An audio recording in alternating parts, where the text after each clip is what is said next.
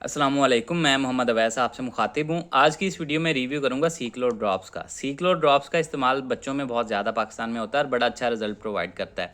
तो आज इसके बारे में हम लोग जानेंगे, इसके फ़वाइद क्या हैं, इसके नुकसानात क्या होते हैं, तरीका इस्तेमाल क्या है और किन किन मसाइल में इसको यूज़ किया जाता है। इसके अलावा इसको सही बनाने का तरीका क्या है। अक्सर ख़वातीन गलत तरीके से बनाती हैं, जिसकी वजह से बच्चों को पूरी डोज नहीं मिलती। तो ये सारी इन्फॉर्मेशन इंशाल्लाह इस वीडियो में मैं आपको दूंगा, लेकिन उससे पहले आपसे गुजारिश है, अगर आप चैनल पर नए हैं, वीडियो को लाइक कीजिएगा और चैनल को भी सब्सक्राइब कर लें।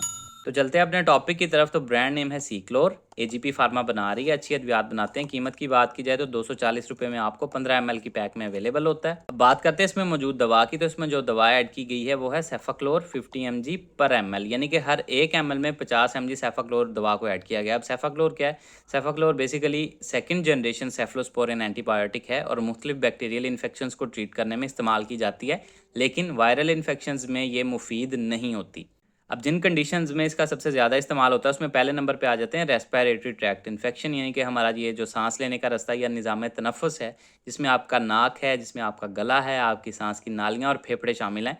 अपर रेस्पिरेटरी ट्रैक्ट और लोअर रेस्पिरेटरी ट्रैक्ट दोनों में ये इस्तेमाल हो जाता है। तो अगर आपको बच्चे को कहीं पे कोई चेस्ट इन्फेक्शन हो जाता है, लंग्स मुतासर होते हैं, ब्रोंकाइटिस हो जाता है, सांस की नालियाँ मुतासर होती हैं, गला ख़राब हो जाता है, टॉन्सिल्स भी अगर हों उनमें भी यूज़ हो जाता है। इसके अलावा साइनसिस का अगर कोई इन्फेक्शन हो जाता है बच्चे को नाक में, या ये जो होलो कैविटीज़ होती हैं यहाँ पे कोई इन्फेक्शन हो जाए, तो उसको ट्रीट करने में डॉक्टर्स इसका इस्तेमाल करवाते हैं। इसके इन्फेक्शन के दौरान बच्चे को नज़ला, ज़ुकाम, खांसी, बुखार वगैरह आ सकता है, तो उसमें भी यूज़ होता है। इसके अलावा ओटाइटिस मीडिया है, यानी कि अगर बच्चे के कान में कोई इन्फेक्शन हो जाए तो उसको ट्रीट करने में भी इसका इस्तेमाल करवाया जाता है। इसके अलावा स्किन और सॉफ्ट टिश्यू इन्फेक्शन है, यानी कि अगर बच्चे की जिल्द पे कोई ज़ख़म हो जाता है, जिल्द पे कोई इन्फेक्शन हो जाती है, कोई पस वाले दाने या एलर्जी की वजह से कोई रेशा वगैरह बनना स्टार्ट हो जाता है, तो वहाँ पे भी इसका इस्तेमाल इसको ट्रीट करने के लिए स्किन इन्फेक्शन को किया जाता है। इसके अलावा यूरिनरी ट्रैक्ट इन्फेक्शन, यानी कि पेशाब के रास्ते का इन्फेक्शन, जिसमें गुर्दे शामिल हैं, गुर्दों से जो नाली मसाने की तरफ जाती हैं, यूरेटर्स शामिल है और मसाना है। अगर इसमें भी कहीं पे बच्चे को कोई इन्फेक्शन हो जाए तो उसको ट्रीट करने में भी इसका इस्तेमाल करवाया जाता है। अब बात कर लेते हैं इसके नुकसानात की। तो नुकसानात में बच्चे को जिस्म पे कोई रैश, एलर्जी, खारिश वगैरह हो सकती है। इसके अलावा पेट में कोई दर्द हो सकता है, लूज़ मोशन, डायरिया हो सकता है, उल्टी मतली की कैफियत देखने में मिल सकती है।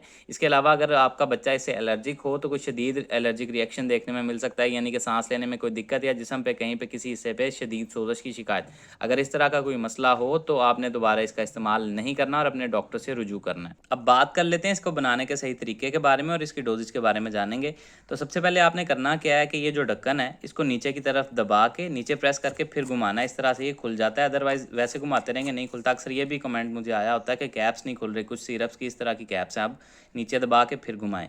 इसके अलावा आपने इसकी सील को हटाना है। सील को हटा के उबला हुआ ठंडा पानी आपने पहले उबाल लेना है, साफ़ हो जाए ताकि, और वो आपने ऐड करना है थोड़ा सा यहाँ तक ऐड करके आपने इसको दोबारा बंद करके अच्छी तरह से शेक करके मिक्स कर लेना है। फिर यहाँ तक ये जो निशान लगा हुआ है ना, यहाँ तक पानी ऐड करके आपने इसको रेडी कर लेना है। जबकि कुछ ख़वातीन इसको यहाँ तक फुल पानी डाल देती हैं, जिसकी वजह से पानी की मिकदार ज़्यादा हो जाती है और दवा की मिकदार कम हो जाती है और बच्चे को पूरी डोज़ नहीं मिलती, जिसकी वजह से वो रिकवर नहीं कर पा रहा होता।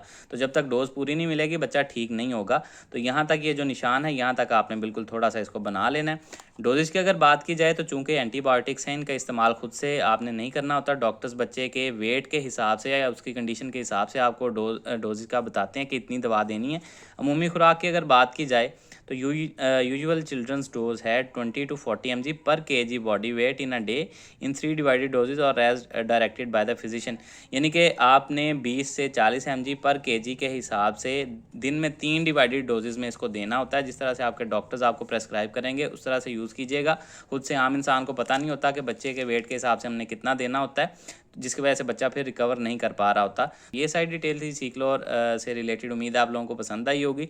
इससे रिलेटेड कोई सवाल है कमेंट सेक्शन में आप मुझसे पूछ सकते हैं। अपना ख्याल रखिएगा। अल्लाह हाफिज़।